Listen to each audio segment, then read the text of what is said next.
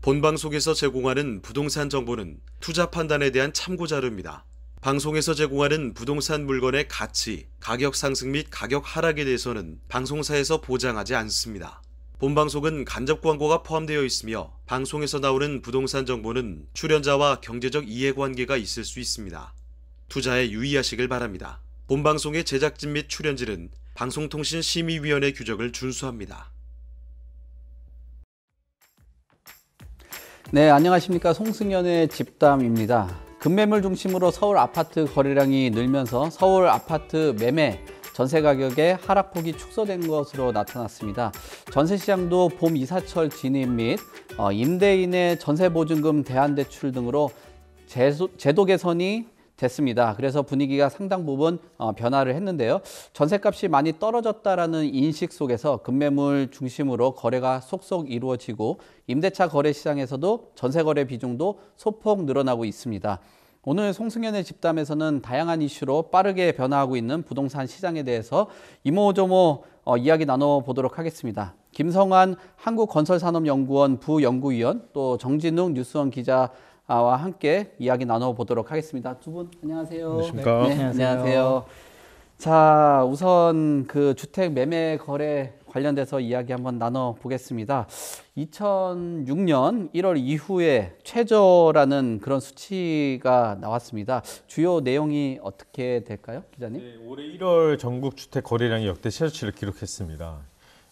한국 부동산 자료에 따르면 지난 1월 전국 주택 거래량은 52,228건으로 관련 통계를 작성하기 시작한 2006년 이후 월별 기준이 가장 낮은 것으로 집계가 됐습니다.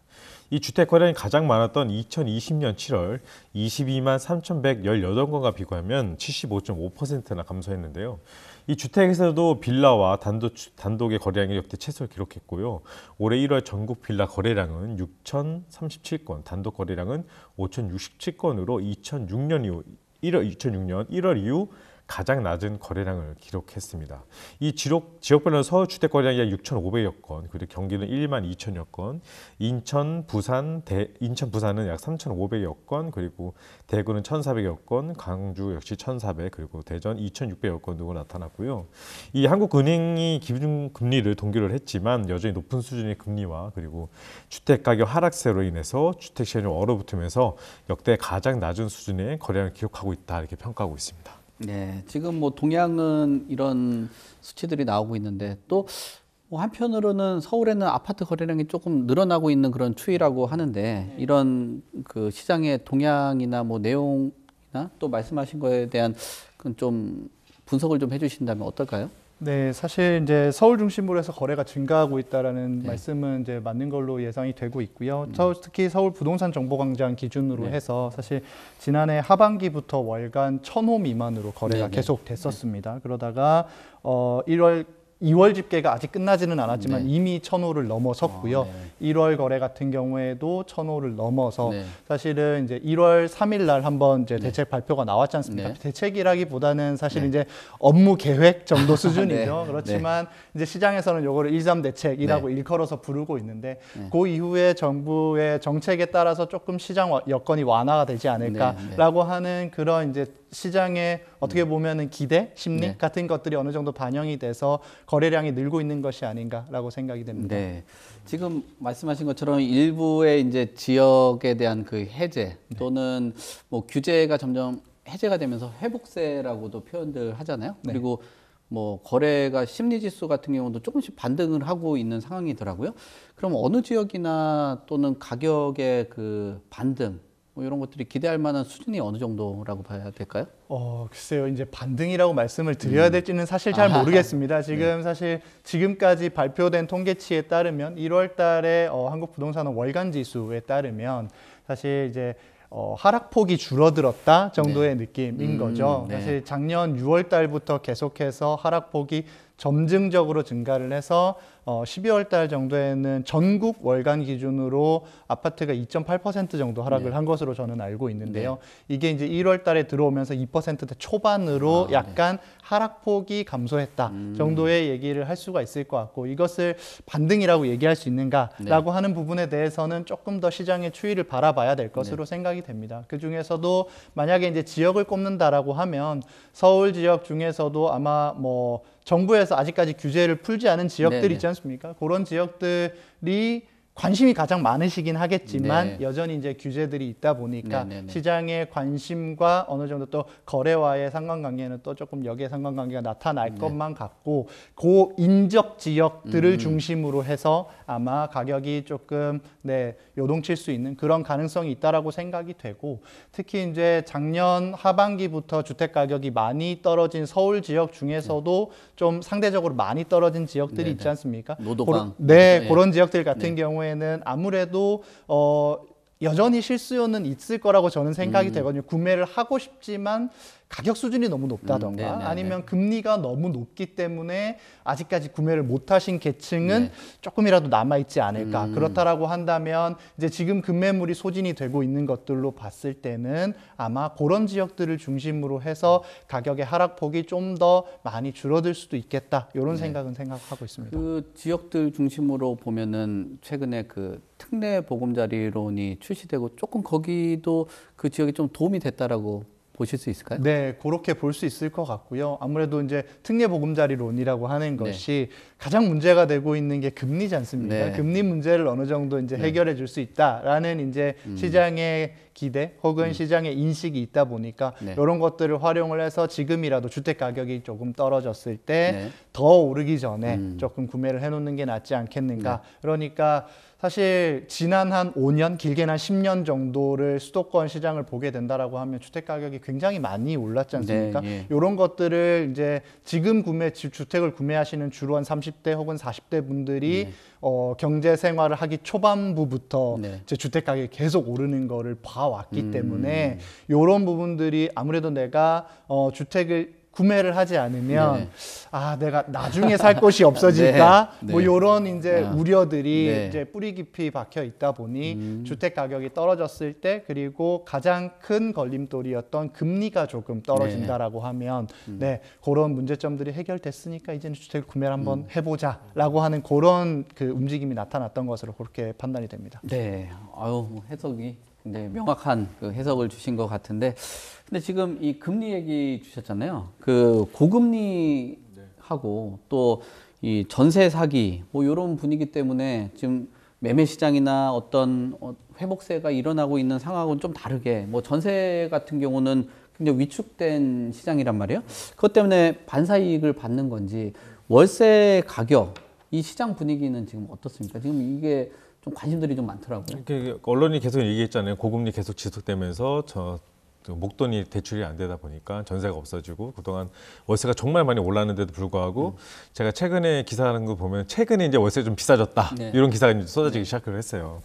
그러니까 지난 2달간 평균 전세 월세 보증금이 2년 전보다는 하락을 했지만 이 월세 부담이 약 25% 정도 가량 상승한 거 조사가 됐는데요. 그러니까 2020년 8월 임대차 입법이 시행 후 단기 폭등했던 전세급이 금리 인상도 여파로 하락했다가 이 전세의 월세 전환이 늘어나고 전월세 전환이 오르면서 월세 부담 증가로 지금 이어지고 있는 추세입니다. 그러니까 지난해 12월과 올해 1월 2달간 국토교통부의 전월세 실거래가 신고자를 분석해 보면 이 기간 동안 전국 아파트 월세 계약 중 약 7만 510건의 평균 월세액이 65만 원 나타났습니다. 2년 전 동기간 평균 약 52만 원에 비해서 24.9% 상승했고요. 이 보증금을 제한 순수 월세액만 집계한 것으로서 이 기간 내에 계약한 임차인들이 2년 만에 평균 13만 원의 월세를 더 부담하게 된 셈입니다. 반면 같은 기간 전국 아파트 평균 월세 보증금은 1억 2,224만 원으로 2년 전 1억 3,589만 원보다 약 10% 정도 감소가 했습니다. 조사 기간 내 계약된 순수 전세 보금 평균도 전국이 2년 전 3억 1,731만 원에서 최근 2달 평균은 3억 566만 원, 약 3.7% 하락을 했습니다. 그러니까 전세 월세 보증금은 줄었는데 월세액이 커진 것은 일단 금리 인상으로 이자 부담이 커지고 그리고 임차인들의 월세 보증금을 줄이면서 일부를 월세로 돌린 것으로 이렇게 좀 풀이가 되고 있습니다. 네. 근데 일부 최근 들어서 보도된 내용들 보면은 뭐 월세가 1,000만 원이 넘었다 그런 얘기들도 하잖아요. 참 이게 어떻게 보면은 월세라는 게 예전에 살펴볼 때는 서민들 사글세 막 이렇잖아요. 그렇죠. 서민들이 살던 그런 어떤 임대차 시장인데 1,000만 원이 넘는 월세 뭐 이거 참 부담스럽기도 하고 이렇게 자꾸 어떤 사람들은 정말 힘들게 사는데 1,000만 원이 넘는 월세를 내면서 하는 이 그 월세 시장에 대한 그 견해랄까요? 이런 부분도 말씀을 한번 주시면 좋을 것 같고요. 임대 시장이 어떤 지금 뭐 금리의 원인인지 아니면은 뭐 임대차 3법의 원인인지 뭐 때문에 자꾸 월세 쪽으로 쏠려가고 있는 그런 상황들이 나타나고 있는지 뭐 전체적으로 좀 말씀을 주시면 좋을 것 같아요. 네, 뭐 질문이 이제 두 가지로 해서 이게 해석이 되는데요. 첫 번째 1,000만 원이 넘는 고액 월세 네. 같은 경우에는 사실 쉽게 이렇게 와닿지는 않는 수치인 것 같아요. 맞아요. 네, 네. 네, 이게 월세가 1,000만 원이라고 하면 이제 어느 정도 이제 잘 번다라고 하는 그렇죠. 그런 사람들의 뭐 한 달 월급이 뭐겠습니까? 아유, 한 세 달, 네 달 네, 월급 그렇죠. 정도가 네. 되는 그 정도의 수준인데요. 사실 그런 월세의 경우에는 사실 특정한 상품이 좀 있는 것 같아요. 그러니까 좀 굉장히 고가의 주택에서 이제 월세를 이제 살 수밖에 없는 사람들, 혹은 뭐 좀 목돈을 이 집에다가 묶어두기가 조금 싫다 보니까 월세를 이제 살면서 어찌되었든 이제 뭐 특히 사업을 하시는 분들이라든지 아니면 특수계층 분들 같은 경우에는 목돈을 어떻게든 이제 투자를 하시고 뭐 사업이든 어디든 투자를 하시고 거기에서 발생하는 현금 흐름의 일부를 가지고 이제 월세를 지출을 네. 하시고, 그리고 이제 월세 같은 경우에는 또 세액공제가 어느 정도 되지 그렇죠. 않습니까? 네. 그러다 보니까 이제 내가 그 목돈을 묶어 놓는 것보다는 월세를 통해서 어느 정도 현금 흐름을 맞추고 거기에서 세액공제도 받을 수 있고, 혹은 내가 뭐 특수직업군 같은 경우에는 거기에 오래 살기가 좀 어려운 분들, 예를 들면 이제 외국에서 몇 달 네, 잠깐 네, 네. 오셨다가 네. 가시는 분들이라든지 이런 분들 같은 경우에는 사실 뭐 1,000만 원이 넘는 월세라고 하더라도 기꺼이 지불할 수 있는 그런 시장이 어느 정도 이제 특정 지역, 예를 들면 뭐 보도에 나오는 서울 성수, 네. 뭐 특별히 서울숲 앞에 있는 네. 그런 뭐 아파트라든지 아니면 청담 혹은 뭐 강남 서초 일대가 네, 되겠죠. 네. 이런 지역들의 일부에서 나타나는 현상이 아닌가 정도로 저는 생각이 되고요. 그래서 이게 이제 월세 가격이 이렇게까지 오르는 부분이 어떻게 보면은 이제 전세 시장과 월세 시장에 그동안 이루어져 왔던 균형을 어느 정도 깰 것인가라고 하는 질문이 저는 두 번째 질문으로 네. 어느 정도 이해가 되는데요. 사실 우리나라 시장이 전세가 굉장히 주를 이뤘던 시장이었지 네. 않습니까? 내가 집주인한테 월세를 주느니 차라리 은행에다가 이자를 주겠다라고 하는 이제 인식이 어느 정도 이제 통용이 되어 왔던 시장이었는데요. 사실 금리적인 부분이 좀 저는 컸다고 생각을 네. 합니다. 왜냐하면 이제 전세자금 대출을 받는 것과 네.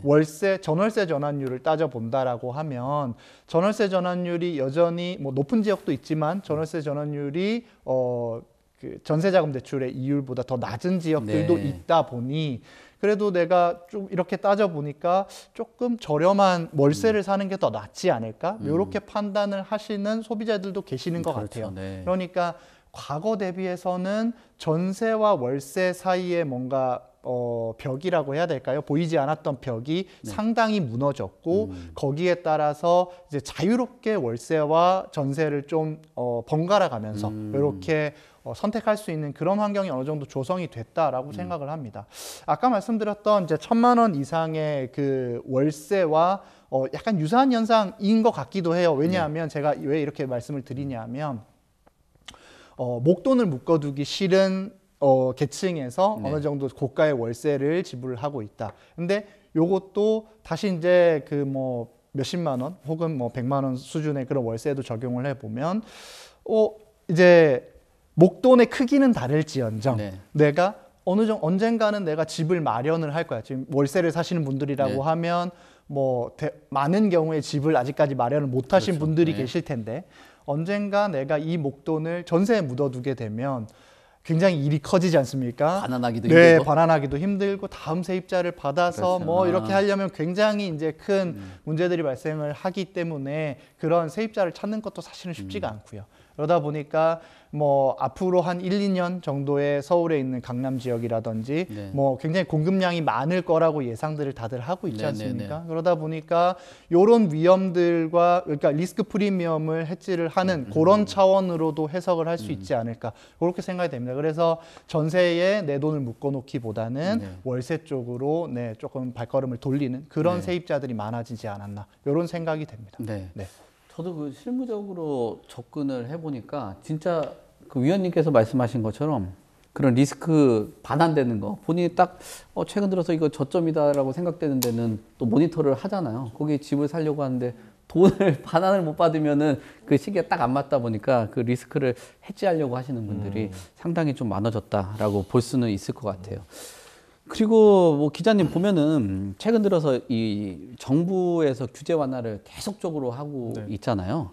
지금 뭐 우리가 앞에서도 말씀하신 것처럼 시행은 안 했는데도 계속 신호를 줬단 말이에요. 그 지금 이제 발표된 그 여러 가지 대책 중에서 조금 있으면은 시행될 만한 그 대책들, 뭐 리스트들이 있으면 좀 나열을 해주시면은 네. 시장을 좀 관찰하는 데 도움이 될 것 같은데. 일단은 대책을 보면은 이제 이미 시작된 걸 일단 최근에 시작된 걸 보면은 2월 2일부터죠. 규제 지역 내 주택 구매하는 다주택자들에게 주택담보대출을 비율을 약 30%까지 허용한 점이 있죠. 그래서 이 비규제 지역은 약 ATV가 60%까지 적용이 되고, 그래서 부부 합산 연소득이 9천만 원 이하이면 무주택 세대주가 주대 지역 내 집을 살 때 적용했던 6억 원 한도도 폐지가 됐고, 또 갭 투자를 막는 장치였던 전세 대출 규제도 완화가 됐고, 그리고 이제 9억 원 넘는 고가주택 보유자 부부 합산 소득이 1억 원이 넘는 1주택도 전세 대출이 가능해졌다는 부분이 있고, 이 나머지 남은 키는 DSR인 건데, 이제 이 부분이 계속 뭐 전문가도 얘기하다 보면 어느 정도 이제 정부가 그래도 이게 심폐소생술 계속하면서 계속 카드를 꺼내는데 이 마지막 하나 남은 거지 않습니까? 그래서 이 마지막 하나 남은 것도 조만간 풀지 않을까라는 전망이 좀 나오고 있어서 이제 그것까지 풀어버리는데 다 풀어버린 거기 때문에 이 부분에 따라서 이제 시장이 어느 정도 반응을 하겠지만, 또 하나 이제 관련된 금리. 이 금리라는 것이 항상 이 발목을 잡기 때문에, 하지만 이 미국이 이 금리를 계속 올릴 거라는 기조를 계속 하고 있기 때문에, 물론 최근에 연준에서는 두 가지 파가 갈린 것 같아요. 다시 내부적으로 아니 더 이상 안 올려도 된다, 아니면 더 올려야 된다, 이렇게 갈린 또 이렇게 목소리가 다른 방향으로 나오고 있기 때문에 이 금리에 따라서 이 정책 부동산 정책의 효과가 어느 정도 나올지 좀 판가름이 날 것 같습니다. 네.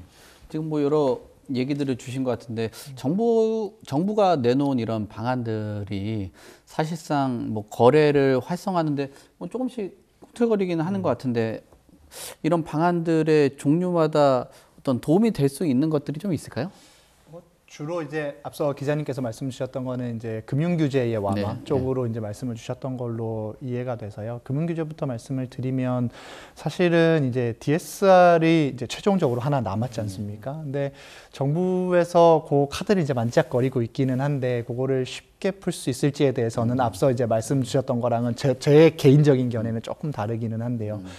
조금 어렵지 않을까 이렇게 보고 있습니다. 왜냐하면 이제 가계부채가 줄어들고는 있지만 상당히 많이 늘어나 있는 상태이고, 이런 것들이 이제 우리 경제의 뇌관이 될 것이다, 우리 경제가 어려워진다라고 하면 뇌관이 될 것이다라고 하는 그런 우려들이 있는 와중에 LTV는 완화를 해서 그래도 조금 뭐 연소득이 높지만 현금이 좀 보유해놓은 현금이 조금 모자라서 아직까지 주택을 구매를 못하신 분들 같은 경우에는 아무래도 향후에 기대소득이 많기 때문에 그런 분들은 주택을 구매를 하시더라도 뭐 만약에 좀 경제 사정이 안 좋아져도 조금 뭐 경매로 넘어간다든지 이런 이제 구조적인 리스크로 번지지는 않을 거라고 예상이 되는데, DSR 규제를 풀어버린다라고 하면 조금 뭐라고 할까요?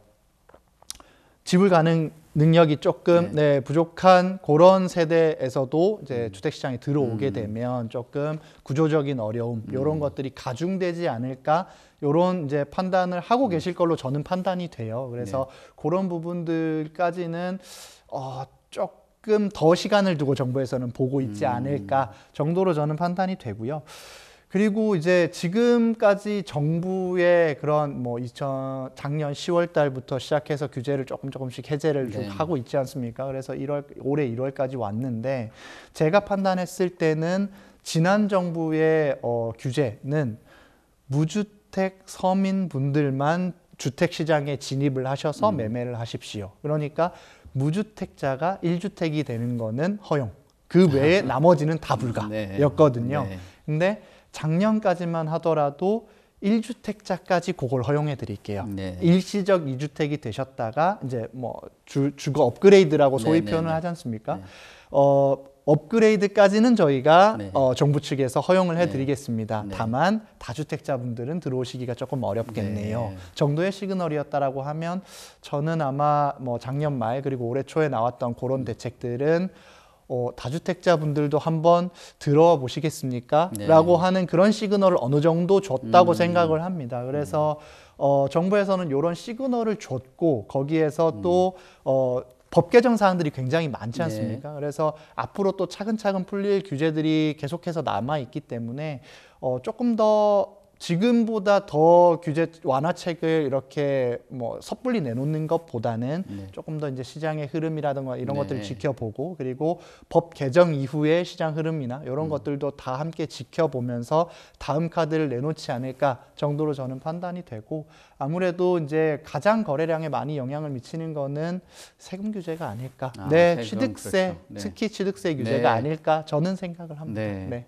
그러니까 아까 뭐 무주택자에서 1주택자로 좀 확대를 하고 다주택자로 확대를 해서 수요는 키워는 놨는데 역시나 그 처음에 진입하는 그 취득이라는 장벽이 담벼락처럼 너무 높아가지고 그 담벼락을 좀 낮춰줘야지 그래도 좀 넘어갈 수 있을 텐데 그 부분도 저도 사실 이 거래에 대한 부분 중에서도 이 취득세 부분은 조금 낮춰주면서 진출입이 좀 편한 게 좀 낫지 않나 라고 생각을 합니다. 그 거래 활성화에 도움은 역시 그 취득세라는 그 카드 요걸 한번 만져보고 있는 상황이라 좀 풀리지 않을까라고 생각을 해볼 수 있을 것 같습니다.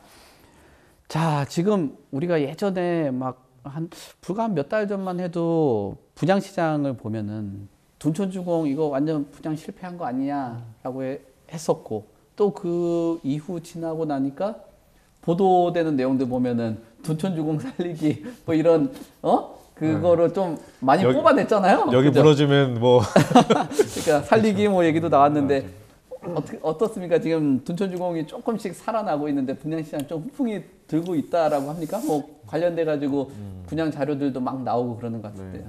어쨌든 이 정부 규제적 해제하고 전매 제한 완화 등에 힘입어서 이제 최종 계약률이 이제 80%에 웃돌게 됐다는 분석이 나오잖아요. 그러니까 둔촌주공이 일반 분양 당첨자, 예비 당첨자 최종률이 약 82.1%인 걸로 나타났잖아요. 그래서 그러니까 전용면적 49제곱미터 이하 소형 아파트 약 900채가 미계약되면서 전체 일반 물량 5채 중 한 채꼴이 좀 미달이 됐는데 이 물량이 이제 이달 8일이죠. 판에 8일이 있네요. 줍줍으로 불리는 무순위 청약을 이제 나옵니다.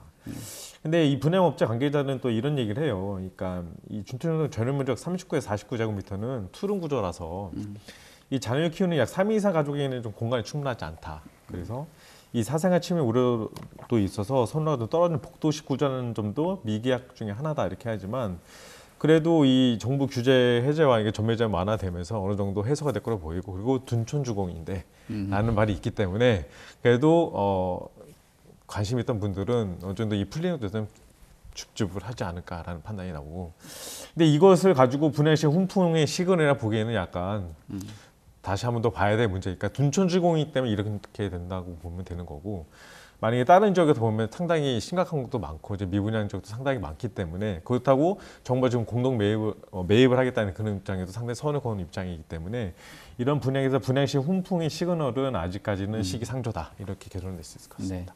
그러니까 면적이 좀 작고 사이즈가 적다라고 해도 근데 또 한편으로 보면은 다주택자 너네도 집 좀 사봐라고 했기 때문에 또 운영할 수 있는 주택의 면적이 된다라는 생각도 해볼 수 있을 것 같은데 그 이런 뭐 둔촌주공 선호 높은 84, 59는 뭐 완판 벌써 된 것 같고 나머지 이제 타입들이 있는 것 같은데 어떻습니까? 좀 규제가 좀 완화되는 이런 신호 안에서 이런 분양시장 훈풍이라고 봐야 될까요? 어떻습니까? 저도 이제 앞서 말씀드렸던 기자님하고 비슷한 생각입니다. 그래요? 네. 조금 이거를 훈풍이 불었다. 이미 이제 둔촌주공이 완판이 된 걸 보면 이제는 다시금 이제 봄이 오니까 따뜻한 바람이 불지 않겠냐라고 보기에는 아직까지는 좀 어렵지 않겠나. 사실 둔촌주공은 둔촌주공이지 않습니까? 그렇죠. 9호선이 바로 옆으로 지나가고 5호선도 바로 옆으로 지나가고요. 그렇다라고 하면 핵심 CBD 지역 그리고 강남 지역으로 접근하기가 워낙에 좋은 지역이기도 하고요. 그러다 보니까 거기가 완판이 안 되면 전국에 어디가 완판이 되겠냐, 이런 얘기도 나오고 있던 와중에 어찌됐든 이제 완판이 어느 정도 된 것 같고, 그리고 8일 기준으로 좀 어느 정도 이제 줍줍이라고 하죠. 그런 것들이 이제 오픈이 된다라고 하면 아까 이제 말씀하셨던 것처럼 그런 다주택자들도 운영을 할 수 있는 그런 이제 평형대라고 생각이 돼서 판매를 하는 데는 크게 어려움은 있지는 않겠지만 특히 미분양이 굉장히 빠르게 늘어나고 있는 지방 대도시 혹은 그 외에 기타 지방 같은 경우가 요 둔촌주공이 팔렸으니까 다시 살아날 거다라고 보기에는 조금 어렵지 않겠나 생각합니다. 그래서 그 어떤 건설과 관련된 거는 굉장히 많은 그 자료들을 갖고 시장을 모니터하기 때문에 조금 더 선명하게 시장을 볼 수 있는 것 같아요. 지금 그 금리가 최근 들어서 이제 동결은 하긴 했어요. 3.5%로 동결을 해도 그래도 높다라는 평가들이 많고, 또 고금리 안에서 고금리 이제 금리가 인상되는 그 기조하고 맞물려 가지고 미분양이 계속적으로 늘어나고 있는 그런 상황인데, 이런 분양가가 높고 고물가 또 고분양가 이런 흐름 안에서 분양가가 낮아질 수도 있을까요? 아니면은 계속적으로 올라갈 수밖에 없는 그런 구조인가요? 사실 이제 그동안 물가가 계속 이제 상승세가 빠르게 진행이 됐었고, 다들 아시다시피 자재 비용이라든지 인건 비용이라든지 판매 관리 비용이라든지 여러 가지 비용들이 건설의 시공에 들어갈 수밖에 없는 여러 가지 비용들이 상승을 했던 것이 사실입니다. 그리고 최근에는 그래도 자재비가 어느 정도는 좀 상승폭이 둔화됐다라고는 하지만, 그럼에도 불구하고 분양가 상한제 적용 지역이 상당히 또 얼마 전까지 많았지 않습니까? 그렇죠. 그러다 보니까 지금까지 어떻게 보면 누적되어 왔던 그런 손해폭이라고 하는 것들을 건설 기업에서는 이걸 감내하기가 조금 어려운 상황이지 않겠나. 그러니까 내부적으로 얘기를 들어보면, 건설사 내부적으로 얘기를 들어보면 건설이 다들 아시겠지만 원도급자가 있고 하도급자가 있고 그렇지 않습니까? 그래서 원도급을 받아서 일부는 본인들이 수행을 하고 또 일부는 우리가 하기가 어려운 공사 아니면 하기가 조금 까다로운 공사 같은 경우에는 하도급자들한테 이렇게 나누어주고 이렇게들 하시는데, 사실 한 1, 2년 정도 된 것 같아요. 한 작년 정도부터 하도급자와 원도급자 간의 이런 싸움들이 굉장히 좀 확산이 됐었습니다. 그러니까 하도급자, 오히려 이제 하도급자 측면에서 우리는 이 돈을 받아가지고서는 공사를 하기가 좀 어렵다. 이렇게 이제 원도급자를 압박을 하는, 그리고 끝내는 이제 소송전으로 가거나 혹은 피해액을 가지고 이제 옥신각신하는 이런 상황들이 계속 펼쳐지고 있는 것을 보면, 상황들을 이제 지켜보면 사실은 분양가가 지금보다 더 낮아질 수 있을 것인가 라고 하는 부분에 대해서는 약간의 의문부호가 남는 건 사실입니다. 다만 정부 입장에서 봤을 때는 이러한 이제 미분양이나 이런 것들이 이제 아까 말씀하셨던 매입을 할 것이냐 이런 얘기들도 나오고 있는데, 이거를 이제 국민 정서로 봤을 때는 건설업계의 어떻게 보면 자구 노력이라고 해야 될까요? 분양가 인하 혹은 중도금 대출에 대한 금리 인하라든지 이런 것들이 어느 정도 수반이 되어야 되고, 그럼에도 불구하고 미분양이 계속 늘어난다라고 하면 정부가 개입할 수 있는 명분이 있지만 그게 아직까지는 아주 시원하게 드러나지 않는 그런 상황 속에서 개입을 하기는 조금 이르다라고 하는 것이 지금의 정부 입장인 것 같거든요.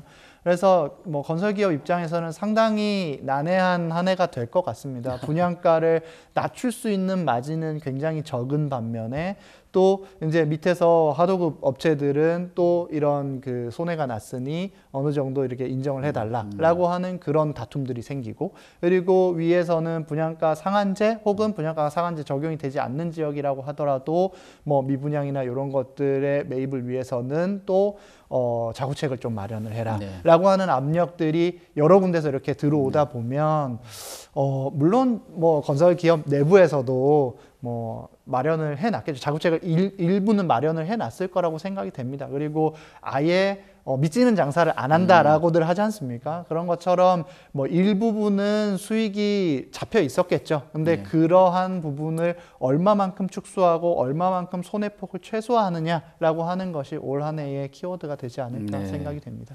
분양가 흐름 자체 지금 현실적으로 봤을 때는 이 건설 관련된 비용이 너무 증가하다 보니까 맞추기는 어려운데 여기다 정부나 뭐 국민적인 그 정서 뭐 이런 것들이 사실 건설을 하는 입장에서는 조금 압박감이 좀 있을 수밖에 없을 것 같네요. 근데 이런 가격, 뭐 고물가, 고분양가 얘기들 나오는데 또 이제 윤 정부에서는 어떻게 보면 좀 자랑이 될 수도 있을 것 같아요. 왜냐하면 공공분양 주택 뉴홈이라고 하잖아요. 이게 나름 성과가 좀 있었고 조금 약간 대박난 것처럼 계속 이야기를 하는데 얼마나 분위기가 좋았길래 이런 그 내용들을 조금 이렇게 자신 있게 얘기하는 거라고 보여지세요? 그러니까 지난 2월 6일이죠. 윤석열 정부의 공공분양주택 뉴홈이 첫 사전 청약을 받았습니다. 그러니까 청년 및 서민 주거 안정을 위해서 이 고안된 뉴홈이 3가지 유형을 공급이 되는데 기존의 공공분양주택하고 차별점이 있어서 사전 청약보다 많은 관심을 모았습니다. 그래서 이번에 최근에 그러니까 뉴홈 사전 청약 시험은 총 3곳이었는데 고양, 창릉, 양정, 역세권, 남양주, 진접 2를 대상으로 사전 청약이 진행되는데 3지역 중 제일 많은 청약자가 몰린 곳이 고양 창릉이었습니다. 고양 창릉이 평균 약 17.7대 1의 경쟁을 보였고 이 청량특별공은 무려 52.5대 1의 기록해서 좀 흥행에 성공했다 이렇게 평가를 받고 있습니다. 이 뉴홈을 통해 정부는 청년 및 무주택자에게 공공분양 약 50만 호를 공급할 예정인데 이게 공공분양 선택과 제일 다른 점이 그러니까 주거 선택권을 좀 제공한다는 점이에요. 그래서 나눔형, 그 일반형, 선택형 이렇게 3가지로 좀 구분이 되는데 어느 유형을 선택하느냐에 따라서 자금 지원도 좀 달라집니다. 그러니까 뉴홈 유형 중 제일 높은 공급비를 보유한 나눔형 같은 경우는 시세보다 저렴한 분양가로 대출 지원을 받아 공급하고 거주 의무 구간이 5년 이후 매각 시 시세 차익을 공공기관과 나눠야 합니다. 그래서 분야가 약 시세 70% 정도로 책정이 되고요. 이 거주 의무관 이후 주택 매각 시 시세 차익은 분양자는 70% 그리고 공공기관 30으로 나눕니다. 그러니까 기존의 신혼 희망타운과 약간 비슷한 방식으로 시행하고 있고요. 이 선택형 공공분양은 저렴한 임대료가 우선 거주하고 6년 후에 분양 여부를 결정할 수 있습니다. 그래서 일반형 공공분양은 일반적인 공공분양인데 작은 요건에 따라 청약을 신청하고 분양을 받는 형식입니다. 그래서 나눔형 같은 경우는 대출 한도 약 최대 5억 원, 그 LTV 최대 80%, 그 DSR 미적용되고 연이율은 약 2.9에서 3%, 40년 만기가 적용이 됩니다. 이 선택형은 남형 같은 조건으로 자금 지원이 되는데 특이점은 보증금 80%의 전세 대출이 별도로 지원이 됩니다. 그리고 마지막으로 일반형 대출은 한도가 최대 4억 원, 그리고 LTV 최대 70%까지, 그리고 DSR은 미적용되고 연이율은 2.15에서 3%, 30년 만기를 조건으로 합니다. 그러니까 나눔형 선택보다는 조건 기준이 좀 낮은 편입니다. 그래서 뉴홈에 특히 눈에 띄는 것은 청년 특별 공급 물량이 나눔형이 포함되어 있다는 것. 그래서 청년들이 상당히 좀 호응도가 좀 많이 높다 이렇게 볼 수 있습니다. 네. 뭐 얘기들 한 거 보면 예전처럼 이런 뭐 할 수 있는 선택지가 좀 많아진 것 같기도 한데 그래도 핵심은 이 뉴홈의 인기 비결을 뭐 전문가로 봤을 때는 어떻습니까? 어떤 게 가장 핵심이라고 보니까 이 비결? 네, 저는 뭐 키워드는 가성비라고 생각을 합니다. 가성비. 네, 네. 가격 대비해서 사실 특히 이제 고양 창릉 같은 경우에는 뭐 워낙 입지가 맞아요. 훌륭하지 않습니까? 그러다 보니까 뭐 한때는 이제 가심비라 그래서 내 가격이 많이 오를 때는 네. 가심비라 그래서 내 마음속의 가격과 실제 가격을 막 비교를 하기도 했었는데 이제는 이제 그런 시장은 아닌 것 같고 이제 가격대 성능비로 따졌을 때 확실히 청년층에 소구했던 그런 부분들이 굉장히 컸다라고 저는 생각이 되고요.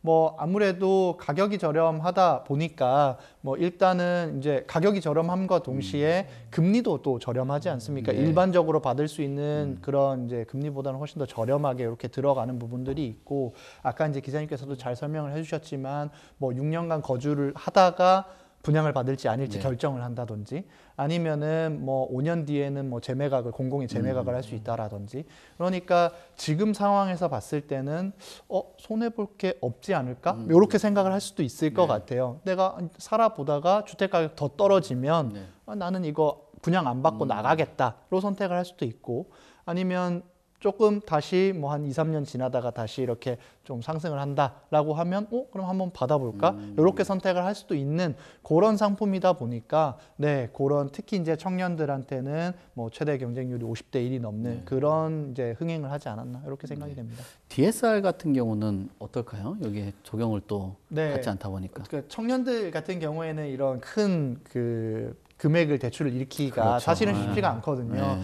뭐 다들 이제 뭐 저 같은 경우에도 이렇게 가서 한번 대출 심의를 한번 받아보면 네. 생각보다 나오는 금액이 많지가 않더라고요. 아, 네. 네, 그런 것처럼 사실 이제 DSR 적용이 안 되는 부분이 나올 수 있는 그런 그 뭐라 그럴까요? 금액 자체, 대출 금액 자체를 키우다 보니까, 네, 이런 것들도 어떻게 보면은 청약을 한번 해보자라고 하는 그런 동력이 됐을 수도 있다고 생각합니다. 아, 예. 그렇군요. 참 이게 완전히 뭐 분양 시장이라든지 뭐 이런 청약 시장 예전보다 오히려 그냥 보는 입장에 봤을 때는 재밌는 것 같아요. 옛날 투자 시장하고 좀 다르게. 네, 실거주적인 측면이라든지 이런 제도가 변하고 나서 뭐 양상이 바뀌다 보니까. 자, 지금 3월인데요. 하반기 부동산 시장 어떻게 보면 쭉 뭐 지금 나오고 있는 대책이 지금 당장은 아니더라도 하반기부터 어떤 뭐랄까요? 바로 직접적으로 체감하는 게 좀 변화가 될 수도 있을 것 같은데, 여러 가지 주요 변수나 정책들이 있다라고 보면 각자 뭐 그 취재하는 과정 안에서 보는 그런 시각이라든지 또 실무적으로 또 연구하는 입장에서 봤을 때 주요 변수나 뭐 정책 뭐 이런 것 좀 말씀해 주시겠어요? 특히 이제 인천 같은 경우 보면은 지금 공급 물량이 너무 많아요. 그래요? 너무 많아서 네. 지금 좀 어느 정도 좀 심각한 수준까지 이르렀다고 보기 때문에 이게 인천 쪽은 특히 좀 많이, 특히 송도 쪽 이쪽을 보면 미추홀 뭐 이쪽 보면 상당히 그 물량이 너무 많이 쏟아져서 이 가격, 그러니까 부동산 이 가격을 방어하기가 상당히 어렵게 됐다라는 걸 판을 수 있고, 그래서 이런 것도 좀 많이 힘들고, 그리고 또 이런 것들이 과연 분양을 이어질 것인가, 이 부분에도 상당히 봐야 되거든요. 왜냐하면은 금리 기조가 금리 인상 기조가 아직까지 남아 있고, 그런 부분들이 계속 하반기까지 계속 갈 것이고, 그리고 아직까지는 더 떨어질 거야라는 그 매수 심리가 꺾인 상황에서 물량세까지 가세하게 되면 부동산 시장이 좀 더 차갑게 되지 않을까 해서 올해 하반기까지는 아무래도 계속 떨어지는 것이 계속 떨어질 거라는 그 분야세 봤고, 또 한켠으로 보면 그 안에서도 또 이렇게 그러니까 위원님께서 말씀하시는 30, 40 세대는 계속 오르는 거 봤기 때문에 어느 정도 내가 이제 집을 사야 될 타이밍이 이제 올 것이다라는 것이 이제 슬슬 마음속에 준비하고 있으면서 돈을 계속 자금을 모으신 분들이 있다면 분명히 본인이 생각하셨던 그 부분에 대해서 그 포인트가 있으실 거여서, 그래서 아마 수도권 지역에서 본인이 원하시는 그 학군이라던가 이런 것도 여러 가지 고려를 해서 아무래도 집을 구매하신 분도 꽤 어느 정도 있어서, 그래서 지금 어느 정도 정부 규제를 완화했기 때문에 그런 거래량이 늘어나는 것도 그런 것을 반증하다 보기 때문에 그런 기조도 좀 이어질 거다, 그렇게 볼 수 있겠습니다. 그렇군요. 그러니까 뭐 변수 보면은 뭐 인천 얘기했을 때 그 공급량에 대한 뭐 걱정도 하고, 또 여전히 뭐 체감하는 사람마다 좀 다르겠지만 그 금리적인 부분, 또 심리가 최근 들어서 뭐 반등한다 앞에서도 얘기한 것처럼, 아니 뭐 여전히 반등했다고 해도 여전히 낮은 수준이다라고 해도 이런 완화되는 기조 안에서는 하반기에 좀 변화가 좀 있을 수 있다라고 말씀을 주신 것 같은데, 뭐 위원님께서 보시는 그 입장에서는 변수, 또 뭐 기자님께서는 정책까지는 이야기를 안 했는데 네. 어떤 뭐 정책적인 포인트 뭐 이런 것들 같이 말씀 주시면 좋을 것 같아요. 네, 저도 사실은 이제 금리가 가장 좀 큰 영향을 네. 미치지 않을까라고 생각이 됩니다. 그러니까 금리의 수준도 수준인데요. 금리가 앞으로 안정될 것이다라고 하는 심리라고 네. 하는 것이 아무래도 좀 영향을 많이 미칠 거라고 생각이 됩니다. 그러니까 지금 거래가 나타나지 않는 거는 앞으로 얼마나 금리가 오를지 알기가 너무 어렵다라는 데서 출발하는 것 같아요. 네. 그러니까 내가 지금은 어떻게 이제 계산기를 두들겨 봤더니 이 집을 살 수 있을 것 같아요. 네. 근데 이제 금리가 뭐 0.5%포인트, 1%포인트 뭐 이런 식으로 오르락 내리락 하면 이게 언제 나한테 이렇게 부메랑으로 되돌아올지 알 수가 없단 말이죠. 그러다 보니까 작년 하반기에는 미국에서도 사실은 금리를 계속해서 올릴 거다라고 하는 맞아요. 그런 시그널이 계속 나왔었고, 그러다 보니까 사람들이 쉽게 뛰어들기가 굉장히 어려웠던 거죠. 네, 한 달에 내 생활비는 나와야 되는데 이 집을 샀다가 정말 뭐 하우스 푸어가 되지 않을까라고 하는 그런 우려들이 굉장히 이제 컸던 그런 시장이었고, 가격마저도 높았으니까요. 그러면 기대했던 가격보다도 뭐 언제 조금 더 떨어지겠지, 조금 더 떨어지겠지 이런 수준이었던 것 같은데, 조금 그래도 어느 정도 이제 상승세라든지 이런 것들이 안정화가 된다라고 하는 그런 심리라고 하는 것이 안정화가 되면, 시장 내에서 안정화가 된다라고 하면 거래량이 조금 그래도 살아나고, 그리고 금매부터 이제 어느 정도 해결이 될 거라고 저는 생각이 됩니다. 그래서 이제 뭐 종합해서 말씀드리면, 뭐 정책적인 부분도 아까 이제 언급을 하셨는데, 정책 부분 같은 경우에는 지금 어찌됐든 나왔던 그 정부에서 언급했던 정책들 중에서 아직까지 시행이 안 되고 있는, 혹은 앞으로 시행을 하려면 뭐 정부 입법이라든지 뭐 이런 것들이 굉장히 많이 남아 있는 그런 정책들 있지 않습니까? 그런 것들을 이제 차곡차곡 어느 정도 이제 시장에 우리가 발표한 거는 우리가 지켜나가고, 우리가 법으로 만들어서 실제로 말만 하는 게 아니라 이제 시장에 믿음을 줄 수 있는 정책을 추진해 나가겠다라고 하는 것들을 조금 더 보여줘야 될 거라고 생각이 되고요. 그리고 이제 한편으로 공급 측면인데요. 공급 측면 같은 경우에는 지난해 8월 달에 주거안정 대책이라고 해서 270만 호 가량의 이제 5년간 인허가를 하겠다라는 계획이 나왔지 않습니까? 근데 그 당시로 따지면 사실은 그 당시 계획이 한창 이렇게 진행이 돼서 나올 때까지만 하더라도 시장 인식이 지금과는 사뭇 좀 달랐을 수도 있다라고 생각이 돼요.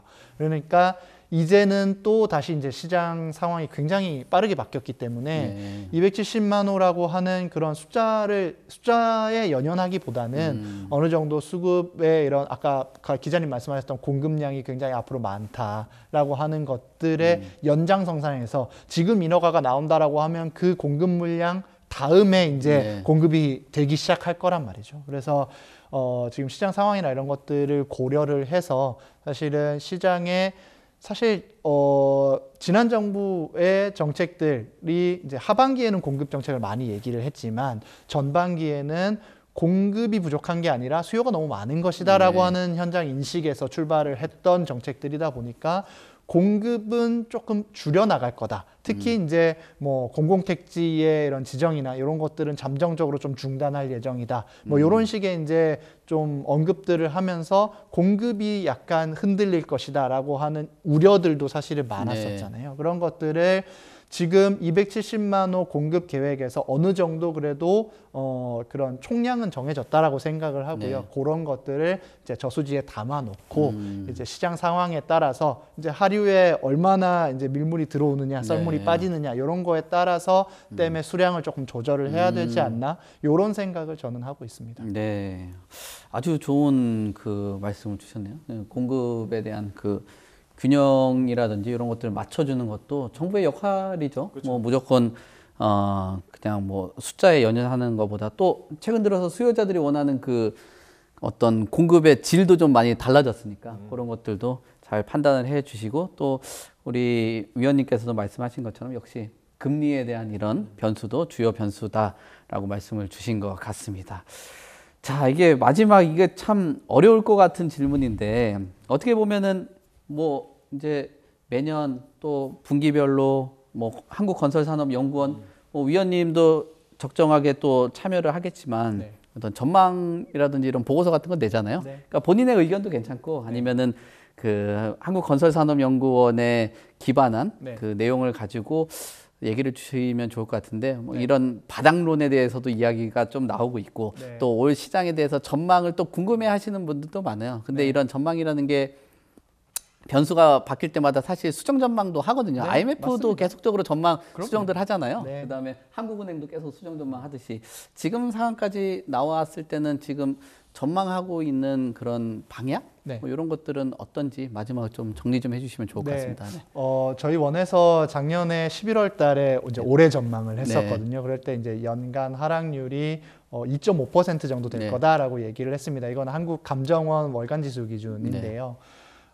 이게 이제 2.5%라고 하면은 사실 적을 수도 있겠지만, 적다고 느낄 수도 있겠지만, 이게 한국 감정원에서 지수를 편제한 이래로는 가장 좀 큰 폭으로 하락을 한다라고 그렇군요. 저희는 이제 생각을 해서 좀 저희는 저희 나름으로는 과감한 수치를 그래요? 제시했다라고 네. 생각을 했는데 또 이제 그 다른 데서 보시기로는 네. 지금 뭐 벌써 강남에서 30%씩 떨어졌다라고 하는데 네. 2.5%가 말이 되냐라고 하시지만 실질적으로 인덱스로 봤을 때는 네. 상당히 좀 큰 폭으로 하락을 네. 한다라고 하는 부분들을 저희가 전망을 했었고 아직까지는 그 전망을 좀 유지를 하고 있는 상황입니다. 그래서 집값 바닥론이라고 하는 거는 사실 제가 생각했을 때는 시장에서 느끼는 것과 숫자로 나타나는 것은 조금 다르지 않나라고 생각이 그렇죠. 돼요. 네. 왜냐하면 집값이 바닥을 찍었다라고 하는 것을 수치상으로 본다라고 하면 사실 아까도 얘기가 계속해서 나왔지만 지난 하반기에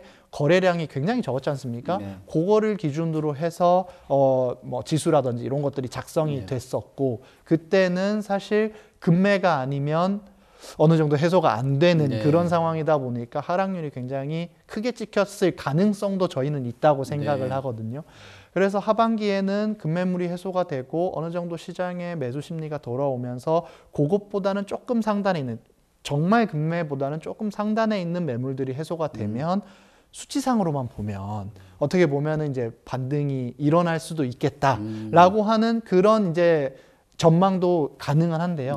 이게 사실 시장에서 느끼기에는 실제로 직전 거래보다는 조금 높아졌지만 약 한 6개월, 1년 전의 가격에 대비하면은 그래도 많이 낮아져 있는 상황이다 보니까 이걸 어떻게 바닥론을 볼 것이냐라고 하는 것이 조금 어려운 부분이긴 한데 전반적으로 시장에서 주택을 구매하시는 혹은 이제 아무래도 집값 바닥론을 판매하시는 분들이 훨씬 더 크게 와닿으시게 될 텐데 판매하시는 분들 입장에서는 아직 바닥은 아니지 않겠나라고 생각을 하실 가능성이 저희는 커 보여서요. 그런 것들을 종합적으로 고려를 한다라고 하면 하반기에도 바닥론이라고 얘기하기에는 조금 어렵겠다. 네, 그래서 기존의 전망을 유지하는 걸로 저희는 아직까지는 판단을 하고 있습니다. 기존 전망 뭐 지금 원에서 말씀하시는 그 내용들 잘 참고를 해 보시고요. 그럴 수밖에 없는 게 정책이나 연구를 하는 입장에서는 지수나 율에 대해서 관심이 많거든요. 근데 소비자라든지 시장 참여자들은 값에 대해서 가격에 대해서 관심이 많다 보니까 보는 시각이 굉장히 달라요. 그러니까 여기는 얼마 얘기하고 여기는 퍼센트. 왜냐하면 정책을 할 때 그 값을 보고 움직이면 잘못된 오류가 나올 수 있거든요. 그러니까 시청자분들이나 이렇게 하시는 분들이 체감하는 게 좀 달라도 그런 부분들은 좀 참고를 해주셨으면 좋을 것 같습니다. 자, 이상으로 송승연의 집단 마무리하도록 하겠습니다. 오늘 다양한 말씀 전해주신 두 분 감사합니다. 감사합니다. 네, 오늘 부동산 시장 관련돼서 뭐 회복세에 있는 거래량, 그다음에 1,000만 원 월세, 그다음 뉴홈 등 이런 분양 관련된 이야기 나눠봤습니다.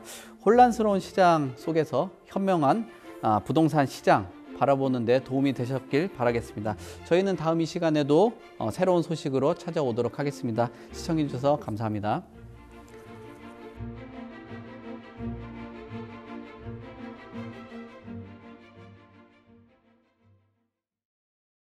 본방송에서 제공하는 부동산 정보는 투자 판단에 대한 참고 자료입니다.